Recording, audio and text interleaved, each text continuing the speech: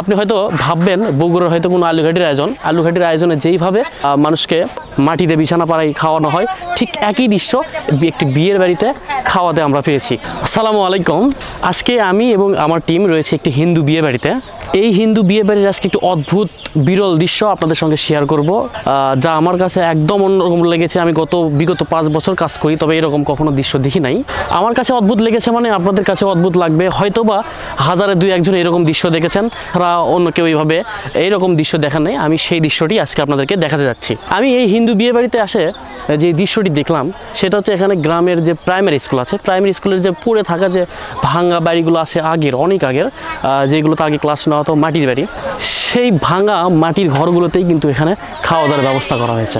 এলাকাবাসী যারা রয়েছে তাদেরকে সকলকেই খাওয়ানোর ব্যবস্থা আছে, এবং আশেপাশে যে মুসলিম বাড়ির লোকজন আছে, মুসলিম ভাই ব্রাদার আশেপাশে, তাদের সবাইকেও ইনভাইট করা হয়েছে এবং সবাই মাটিতে বসে এখানে খাচ্ছে।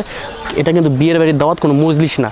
আপনি হয়তো ভাববেন বগুড়ার হয়তো কোনো আলুঘাটির আয়োজনে যেইভাবে মানুষকে মাটিতে বিছানা পাড়াই খাওয়ানো হয়, ঠিক একই দৃশ্য একটি বিয়ের বাড়িতে খাওয়াতে আমরা পেয়েছি।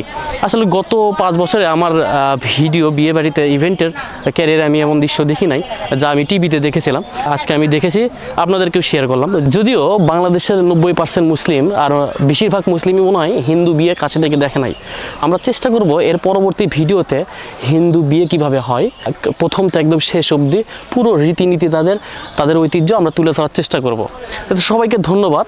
সবাই ভালো থাকবেন, সুস্থ থাকবেন, আর দোয়া করবেন এবং অপেক্ষা করবেন আগামী কোনো একটি ভিডিওর জন্য। ধন্যবাদ সবাইকে। আসসালামু আলাইকুম।